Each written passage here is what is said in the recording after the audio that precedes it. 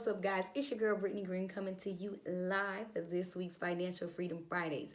So, last week we talked about spouse bad habits when it comes to finances, and this is something that, again, you want to find out pretty quickly. So, this is something that you guys can work on together. So, going into this week, we're talking about marriage, finances, and separate accounts, because that was a question. Should we have separate accounts?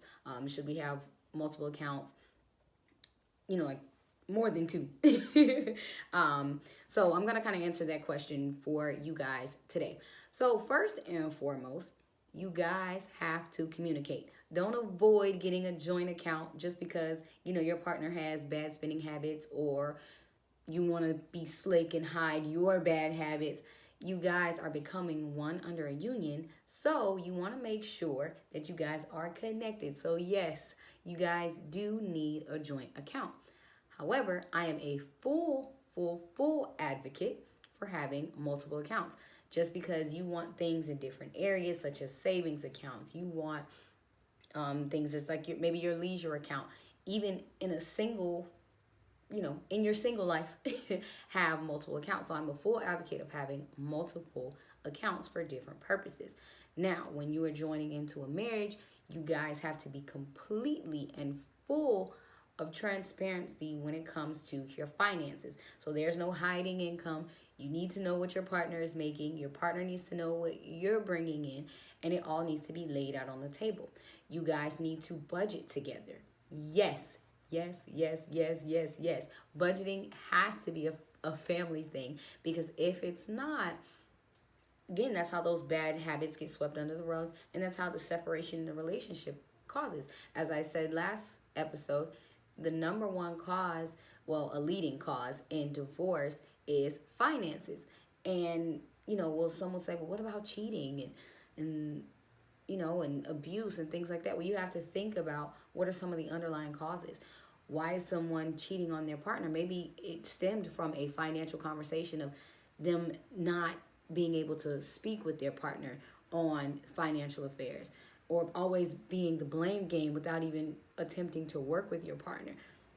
That creates a separation. Now, someone else who has exactly what you're desiring, but you don't talk to your own partner about, they seem like that shining diamond, and you're like, well, let me go on over here. So it's so many reasons, and we won't dissect, how finances is stemmed to all of them, but just understand that finances is a big thing, and it comes from communication. One of the most important aspects in a relationship is communication. So if you can't communicate with your partner, guess what? They're going to find someone else to communicate with. And if it happens to be about finances, guess what? It's about finances. So this is to kind of bridge those gaps. So yes, the first thing you want to do is communicate with your partner. Figure out what they feel towards joint accounts, and figure out if they want a joint account, why, and if not, why. But how I'm going to lay the ideal out to you guys, and of course this is your full discretion, what I see in the smartest aspect to do is have a joint account that takes care of your bills.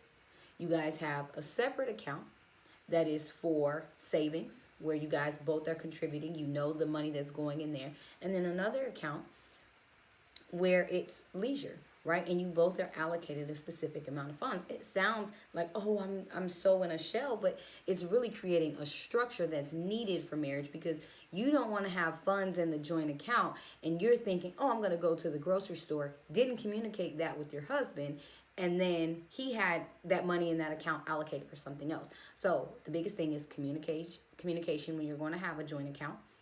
And as you're having these separate accounts, of course, the savings, the bill account, and then the leisure account, you guys are allocated to exact funds. So once a month, every month, or however many times you guys get paid, because some people only get paid on a monthly basis, so they have to make the money stretch.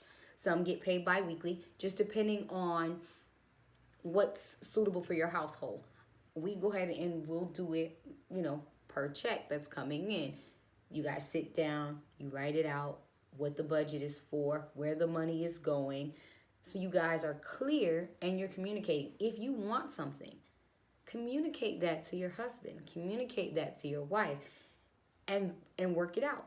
Don't just go and make the transaction and then say, oh, he'll forgive me later. That's how you create that division and that separation. So again, to recap, communicate, create a budget together, and communicate again.